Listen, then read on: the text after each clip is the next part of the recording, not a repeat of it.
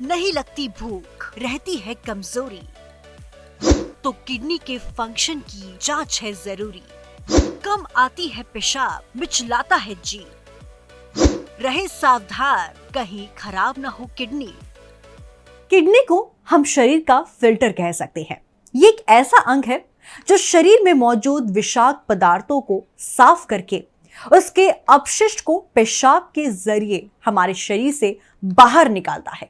सोचिए, अगर ये विषाक्त पदार्थ फिल्टर ना हो तो फिर इन्हीं पदार्थों से हानिकारक अपशिष्टों का निर्माण होगा और एक समय ऐसा आएगा जब हमारे शरीर का ये फिल्टर फेल हो जाएगा। इसी बीमारी को विज्ञान की भाषा में क्रॉनिक किडनी डिसीज कहा गया है। इस पूरी प्रक्रिया में सबसे चिंताजनक बात यह है कि इस बीमारी के शुरुआती लक्षणों को पहचानना बहुत मुश्किल है। नमस्कार, आप देख रहे हैं हिंदी खबर और मैं हूं आपके साथ रिया कुमारी। आखिर क्या है ये बीमारी? दरअसल ऐसी किडनी डिसीज जो लंबे समय तक बनी रहे तो वो क्रॉनिक हो जाती है। इसके कारण मरीज के रक्त का फिल्टर होना, विषाक्त पदार्थों का अपशिष्ट में बदलकर पेशाब के रास्ते बाहर निकलना कम या लगभग बंद हो जाता है। इससे पूरे शरीर को नुकसान पहुंचता है और एक समय बाद मरीज को रक्त फिल्टर कराने के लिए डायलिसिस का सहारा लेना पड़ता है। इन लक्षणों से करे पहचान। वैसे तो आमतौर पर किडनी में आए इस खराबी के शुरुआती लक्षण पहचानना बहुत मुश्किल है। फिर भी कुछ लक्षणों से इस बीमारी की पहचान की जा सकती है, जैसे पेशाब की कम मात्रा, जी मिचलाना, भूख में कमी, उल्टी आना, कमजोरी। बीमारी के 5 मुख्य चरण। पहले चरण में पेशाब के परीक्षण में प्रोटीन स्टेज 1 का लक्षण हो सकता है। इस चरण में किडनी को हल्का नुकसान होता है, लेकिन इसकी भरपाई नहीं की जा सकती। हाँ, लेकिन इसको बढ़ने से रोका जा सकता है। हाथ पैरों में सूजन, हाई बीपी, पेशाब के रास्ते में इंफेक्शन जैसे लक्षण इसके दूसरे चरण को बताते हैं।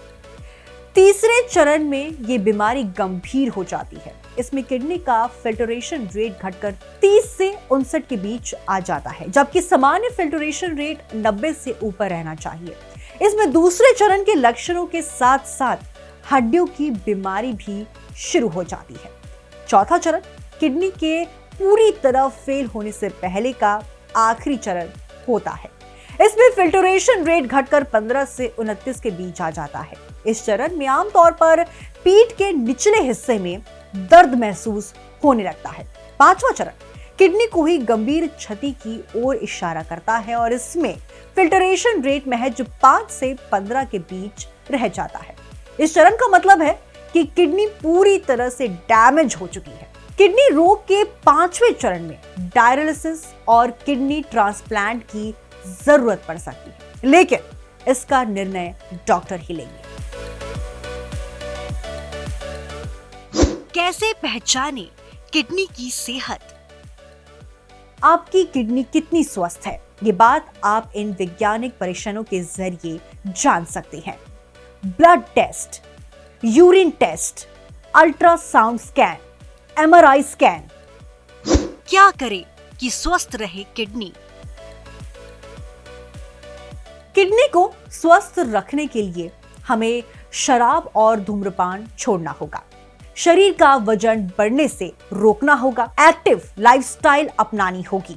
पेन किलर का अधिक मात्रा में प्रयोग भी इसका एक कारण हो सकता है।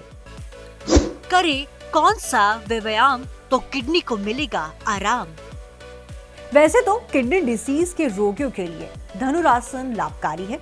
इसी के साथ नियमित वॉक, फ्री स्टाइल डांस, प्राणायाम, स्विमिंग, ध्यान, योग भी किडनी को स्वस्थ रखने में सहायक होते हैं।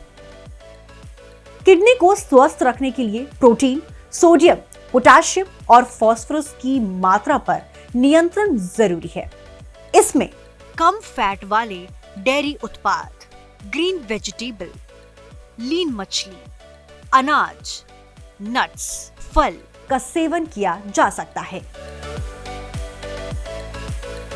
आपको क्रॉनिक किडनी डिसीज पर ये सामान्य जानकारी कैसी लगी? इस बीमारी के लक्षण दिखने पर फौरन अपने डॉक्टर से संपर्क करना चाहिए। ऐसी ही और हेल्थ अपडेट्स के लिए देखते रहिए हिंदी खबर और मुझे दीजिए इजाजत।